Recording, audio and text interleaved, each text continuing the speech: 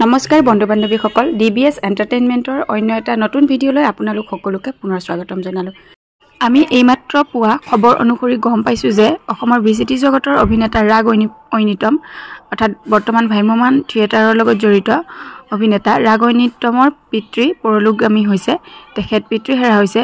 তেখেতে এটা ফেচবুক পোষ্টৰ জৰিয়তে জনাইছিলে যে দেউতাক পিছলি পৰি তেখেতৰ ফ্ৰেকচাৰ হৈছিল, নগাঁৱৰ নিদান হস্পিটেলত আছিলে আৰু সুস্থ হৈ ঘৰলৈ দেউতাকক লৈ অনা হৈছিল।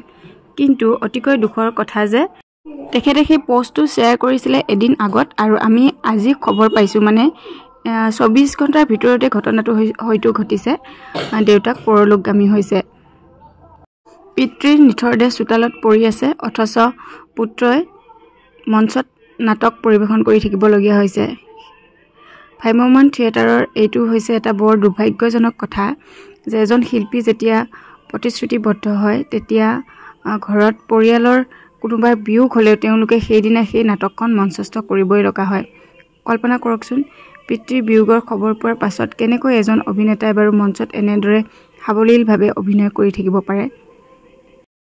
ডিবিএছ এণ্টাৰটেইনমেণ্টৰ পৰিয়ালবৰ্গৰ হৈ মই ৰাগ ঐনিতমৰ পৰিয়াললৈ সমবেদনা জ্ঞাপন কৰিছোঁ। তেখেতৰ পিতৃ স্বৰ্গগামী হওক, তেখেতৰ আত্মাই চিৰশান্তি পাওক।